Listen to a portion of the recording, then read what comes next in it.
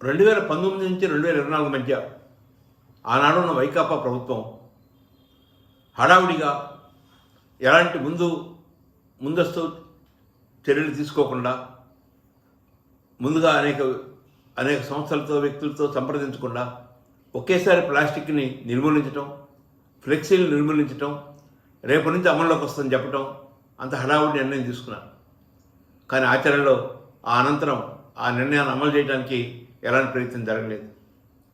ఆ 5 సంవత్సరాల కాలంలో ఎక్కడ చూసినా వైకాపా ప్రభుత్వం యొక్క ఫ్లెక్సీలు, వైకాపా ప్రభుత్వంలో ఉన్న చట్టసభ సభ్యుల యొక్క ఫ్లెక్సీలు, ఆ నేతల ఫ్లెక్సీలతో పట్టణాలన్నీ గ్రామాలన్నీ ఉన్నాయి.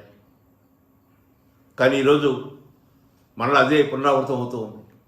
ఈరోజు మళ్ళీ అధికార పార్టీకి చెందిన తెలుగుదేశం, బీజేపీ, జనసేన బ్యానర్లు మాత్రమే మొత్తం రాష్ట్ర వ్యాప్తంగా కనపడుతూ ఉన్నాయి. ప్రతిపక్ష బ్యానర్లు ఏదైనా ఉంటే వాటిని తొలగిస్తున్న పరిస్థితి, అవి లేకుండా చేస్తున్న పరిస్థితి.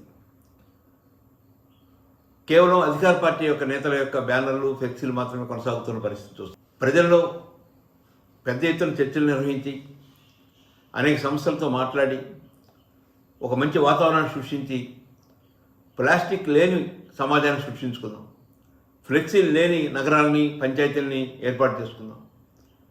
ఎవరి ఫ్లెక్సీ అనధికారికంగా ఉండేట్టుగా అవకాశం లేకుండా చూడాల్సిన పరిస్థితి ప్రభుత్వంపై ఉండాలి. ఈ రాష్ట్ర ప్రభుత్వం గతంలో ఆనాటి అధికార పార్టీ వేసిన ఫ్లెక్సీల పట్ల వ్యతిరేకత తెలియజేసింది, అవి ఉండకూడదని చెప్పింది. కానీ ఈరోజు కూటమి యొక్క నేతల ఫోటోలతో ఫ్లెక్సీలు వందలాది వేలాది వెలుస్తూ ఉన్నాయి. వీటి వలన సమాజానికి అనేక హానికరం జరుగుతూ ఉంది, పర్యావరణానికి హానికరం జరుగుతూ ఉంది.